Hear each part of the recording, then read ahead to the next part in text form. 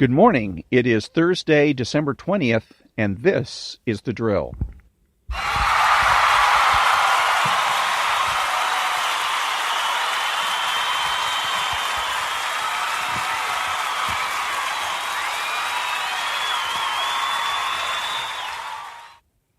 Thank you very much. This is Ron, your host, the only true conservative in the United States of America today, because I'm the only one that makes this presumption for the status quo. So you make the presumption for the status quo until there's an obvious case for change. What are the obvious cases for change? There's three obvious cases for change. Number one, when the status quo is doesn't work, such as the case of Keynesian economics. Number two is the case in which the status quo is obsolete. And number three, when the status quo has been arrived at by fraud, that people have been fraudulently convinced into going with whatever it is that is the current status quo. So again, I would use for the first instance, we would for doesn't work is Keynesian economics. It was designed to create an economy that has ever increasing prosperity, always goes up, no down spots, and no depressions, no recessions, and it's been an obvious failure. So time to go move to something else. What else is there? The only other thing there is the gold standard. So you move to the gold standard. In the case of obsolete, I think that's kind of obvious. You have the horse and buggy, for instance, and you keep the horse and buggy until something better comes along, i.e. the automobile. The automobile renders the horse and buggy obsolete, therefore it's time for change. And then the other one is fraud, and the example for fraud is regulation, government regulation. And I'm thinking about this because in light of the fires that we just had here in California, and that it happened allegedly because of PG&E and Southern California Edison didn't shut off their power to certain electric lines that were vulnerable to either falling over, or otherwise making contact with trees and whatnot that would then create a forest fire, which is apparently what happened. And so, of course, there's a lot of people, particularly John and Ken, that are talking about, sue PG&E. Oh, these people are rapacious, ugly, nasty folks. They don't give a rat's rump about anybody else. All they care about is money and profits, yamina, yamina, yamina. One problem is we have the California Public Utilities Commission, which is a regulatory body. The electric utilities were given territories. They were given a monopoly. Okay. And they were given the monopoly with the idea that, okay, fine, you can have a monopoly in your territories, but it will be a regulated monopoly. The government is going to keep an eye on you and make sure that you don't end up screwing your customers in pursuit of profits. Sounds good, right? Because the government has no profit motive. Problem: government has a politics motive. The people that sit on the board are appointed. And if they screw up, they're likely to be fired. And they're appointed by the governor of the state of California. And he has to stand for election every 4 years or possibly be recalled from office. We did recall Gray Davis a number of years ago. So that means that they do have a motive to do things not in the best interests of their constituents, but do things in their own best interest to keep their jobs. And that's exactly what happened with the wildfires.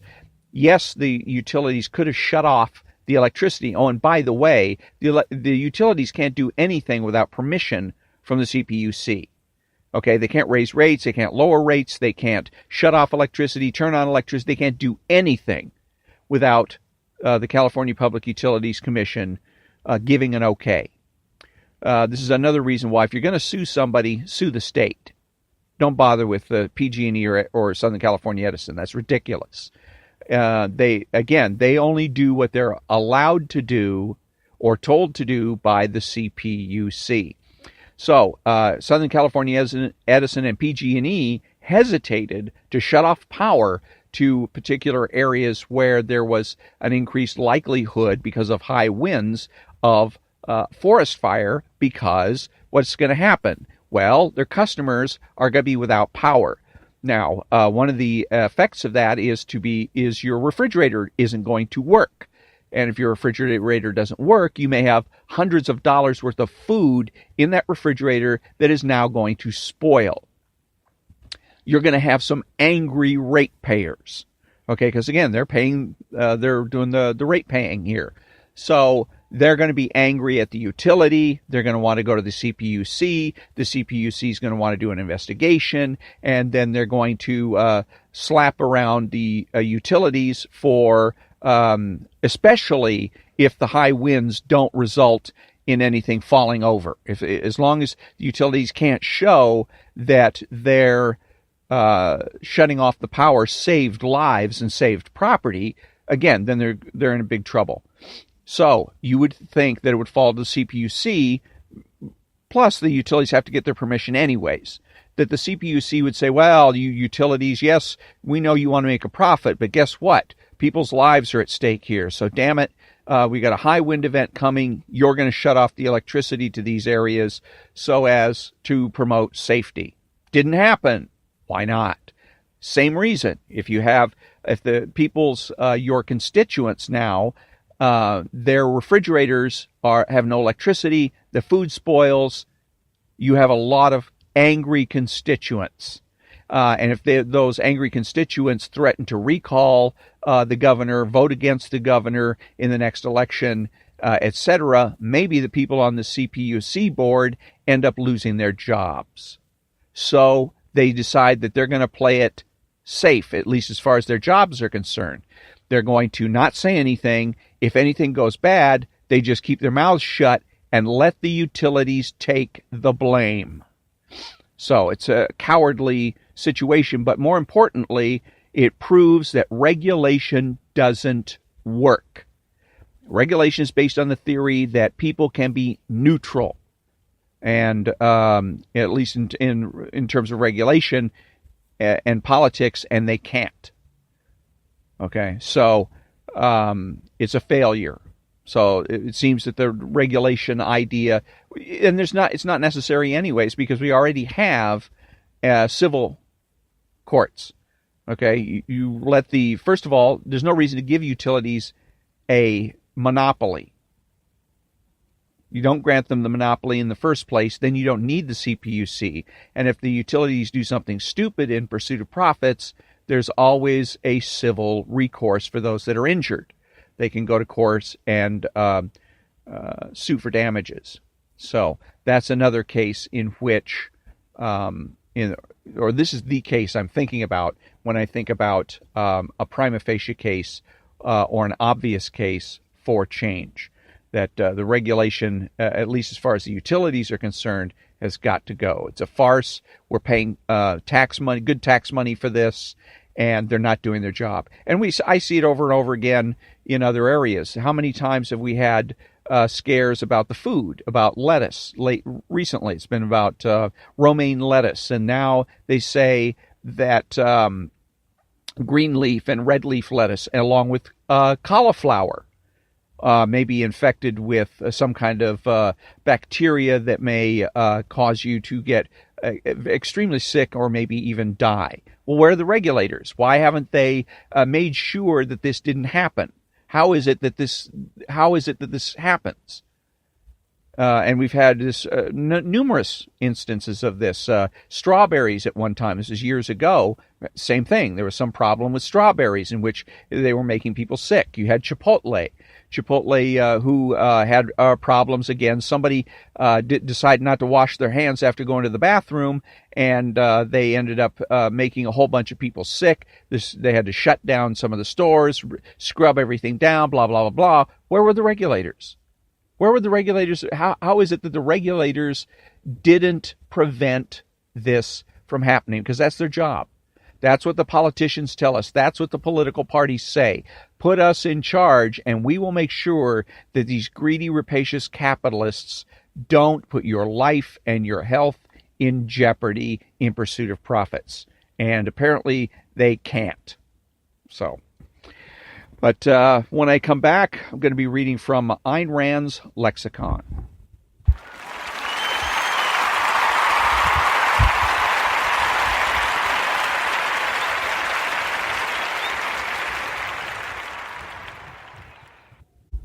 Thank you very much. Welcome back. And the Ayn Rand Lexicon, which emphasizes the fact that concepts and abstractions are as real as anything that you can touch and feel. And the concept of the day is democracy. Democratic, in its original meaning, refers to unlimited majority rule, a social system in which one's work, one's property, one's mind, and one's life are at the mercy of any gang that may muster the vote of a majority at any moment for any purpose. If we discard morality and substitute for it the collectivist doctrine of unlimited majority rule, if we accept the idea that a majority may do anything it pleases, and that anything done by a majority is right because it's done by a majority, this being the only standard of right and wrong, how are men to apply this in practice to their actual lives? Who is the majority? In relation to each particular man, all other men are potential members of that majority, which may destroy him at its pleasure at any moment. Then each man and all men become enemies. Each has to fear and suspect all. Each must try to rob and murder first before he is robbed and murdered. The American system is not a democracy. It is a constitutional republic. A democracy, if you attach meaning to terms, is a system of unlimited majority rule. The classic example is ancient Athens, and the symbol of it is the fate of Socrates, who was put to death legally because the majority didn't like what he was saying, although he had initiated no force and had violated no one's rights. Democracy, in short, is a form of collectivism, which denies individual rights. The majority can do whatever it wants with no restrictions. In principle, the democratic government is all-powerful. Democracy is a totalitarian manifestation. It is not a form of freedom. The American system is a constitutionally limited republic restricted to the protection of individual rights. In such a system, majority rule is applicable only to lesser details, such as the selection of certain personnel, but the majority has no say over the basic principles governing the government. It has no power to ask for or gain the infringement of individual rights. And so let's see, let me reread this section here. It's a constitutionally limited republic, strict protection of individual rights. In such a system, majority rules applicable only to lesser details. She kind of gets this wrong. About it. She gets it wrong. First of all, there's two issues here. What is a republic versus a democracy, and then the idea of having a constitution. Okay, so when she's saying, well, democracy is unlimited majority rule, yes, that is true if there is no constitution. Okay, we have a constitution. So even because a republic is different from a democracy in that a democracy is direct. So I would vote for instance, Senate. In the United States Senate, it used to be, when this country was founded and up until, I don't know, the 30s, 40s, or 50s, it used to be that we, the people, did not directly elect U.S. senators. U.S. senators were elected by state legislatures. State legislatures would elect the senators. There was a constitutional amendment that provided for direct election of U.S. senators. That's the fundamental difference between Republican and Democratic, is that in the beginning it was a Republican form there where you're doing indirect. The average citizen has indirect involvement in the upper levels of government. In the way it is now, we have direct involvement. We are directly electing. I guess that's the best way to put it. Indirect election versus direct election. The Soviet Union, it was called the Union of Soviet Socialist Republics. And apparently the way that it worked was along the lines of an actual true republic, where you would the people would vote for people to be at local commissars or local boards. And then those boards would then elect people that would go to higher boards and higher boards, and eventually got to what was called the Politburo in Moscow, which ran the whole country. But the people in the Politburo were not directly elected by the people. They were elected by the people's representatives. So that in a funny way, in a kind of an ironic way, the Soviet Union was more of a republic than the United States of America. So again, she gets that a little bit wrong, that democracy and republic has to do with direct election of representatives versus indirect election of representatives, and unlimited majority rule has to do with whether or not we have a constitution. Whether or not there is a constitution in place, because we could, and you might be able to argue that we are more of a democracy today than we are a republic, but what keeps this from being an unlimited majority rule is the Bill of Rights that guarantees that no matter what the majority wants, everybody has the right to speak, to bear arms, to be free from unreasonable searches and seizures, etc., etc., etc. So when I come back, I'm going to be reading first from House, Everybody Lies, and then from Breaking Bad, Badder Living Through Chemistry.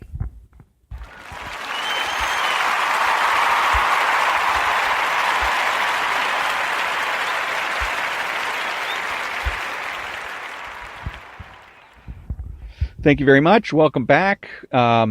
This is the book House and Philosophy. It's a philosophy series that takes basic, certain television shows, basically, and I think some movies, and shows that there's philosophical basis or bases to these shows.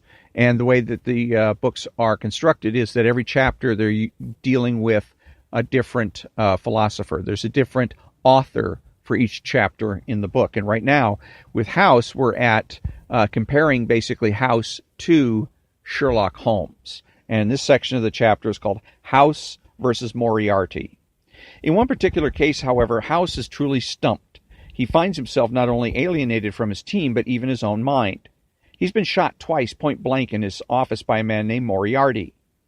The name is important because it's also the name of Holmes's arch nemesis, Professor James Moriarty, who appears in The Final Problem and The Valley of Fear. A true criminal mastermind, Moriarty is every bit Holmes's equal in genius. Quote, I had at last met an antagonist who is my intellectual equal, unquote. And Holmes has nothing but the utmost respect for Moriarty's powers.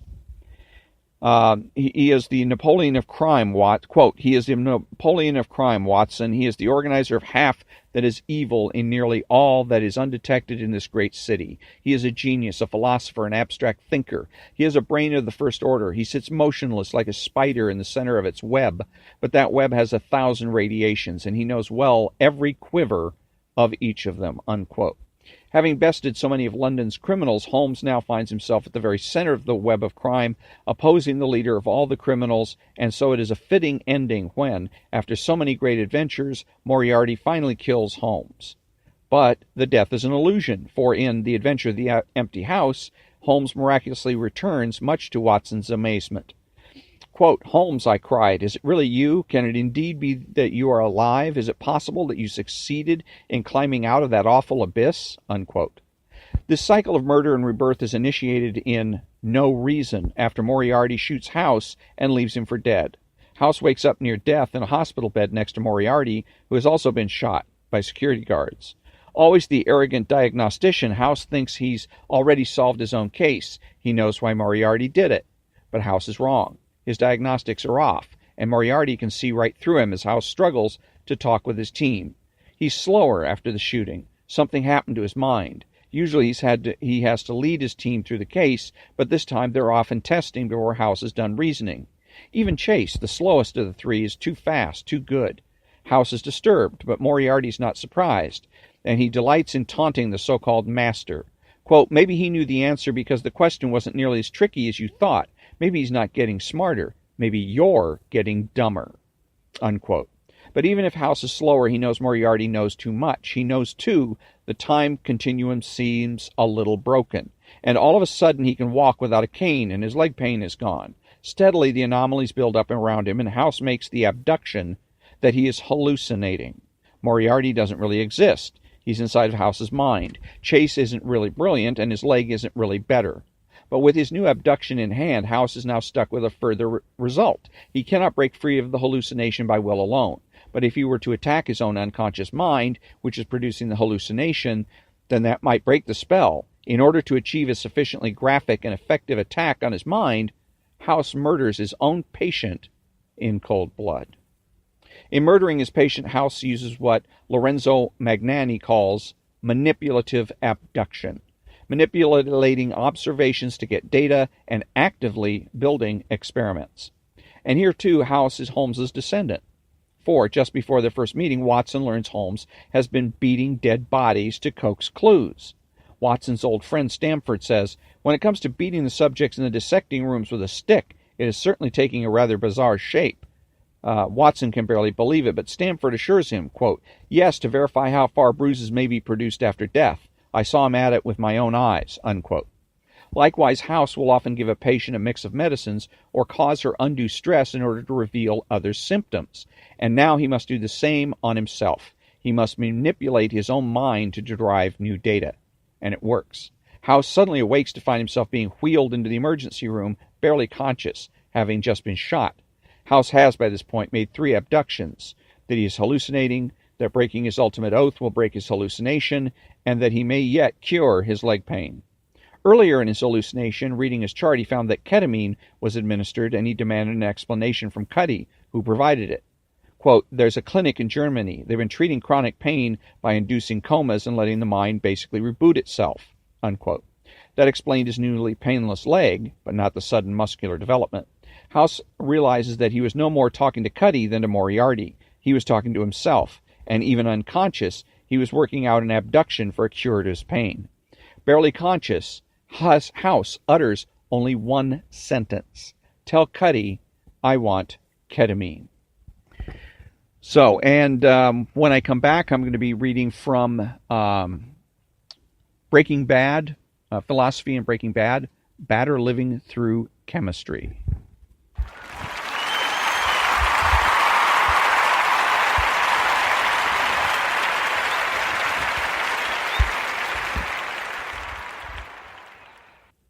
Thank you very much. Welcome back. Breaking Bad, Batter Living Through Chemistry. The discussions here have to do with ethics and Walt's actions and whether or not he bears direct responsibility, whether he should be showing remorse or regret. And this section of the chapter is called But Not Yet. The character of Walter White offers us this truly philosophical insight. It's the tendencies of Walt's free choices and not those that govern Walt's physical organism that are relevant to his redemption. It's Walt's tendency to choose his Heisenberg persona over that of the humble family man that prevents him from achieving this redemption he seeks. It's these tendencies that cause Walt to question whether he is deserving of his remission. For those of us who believe with Walt that chemistry is all of life, these tendencies hold the possibility, if not the necessity, for redemption. Redemption for the man of science, it turns out, is a matter concerning those behaviors that seem to fall within the realm of uncertainty with respect to their cause. These are the behaviors that we believe to be the effect of our choices because Heisenberg's uncertainty principle dictates that they have no other certain cause. Redemption for Walt, as far as for those that share his materialist paradigm, can be achieved when their choices, rather than their chemistry, consistently tend towards the preservation and longevity of their organism. For the time being, Walt seems to be praying for chastity and continence. Quote, "But not yet," unquote. What Walt shows us is that he'll have his redemption when he chooses no longer, when he chooses to no longer be Breaking Bad. Let's see. And so next week we're going to be at Chapter 3, Was Schuyler's Intervention Ethical? Hell, it shouldn't even be legal. And it's going to be by an author named Dan Miori, excuse me. Let me see what, if we can figure out. Because usually each chapter is, the author is comparing the show to a different philosopher. So I'm trying to see if there is something about an indication as to what philosopher he's going to be doing. Nope, it just looks like what it's going to be is just still more on, let's see, let's start with chapter 3. Well written and well acted, Breaking Bad is highly watchable television, despite its somewhat outrageous premise, like Walt could bag the Skyler level of hotness, right? It accurately portrays many of the complexities of life that confront us every day. In Season 1 episode Gray Matter, for example, an aspect of medical decision-making was shown in a way that was possibly well beyond anything the writers, actors, and director had ever intended. In it, there was a scene involving an event that Skyler called a family meeting, structured more like an intervention minus the professional counselor. But in the end was neither. This event was a critical part of establishing Walt's character, his relationships, his tendency to intellectualize, his ill ease with Hank's building manliness. They're all folded in. The scene sets the stage for Walt's transformation from a hapless, passive-aggressive chemistry teacher to a hapless, passive-aggressive meth cook. As we watch, we're troubled by how things play out at this meeting. Not only is Skyler's intervention unethical, it shouldn't even be legal. But why? What makes it so wrong? In a word, coercion. Walt's autonomy, his freedom to make his own decision about his cancer treatment, is limited by Skyler at a point when he most needs the open, loving support of his entire family. In effect, Walter is coerced into aggressive treatment. So one of the things that, and that goes with this book too, but one of the big mistakes that philosophers make is confusing or conflating philosophy with psychology, because everything that he just described there was more psychological in nature than it was philosophical. So, but at this time, that brings us to the conclusion of another episode of The Drill. And until next time, thank you very much for listening, and have a great day.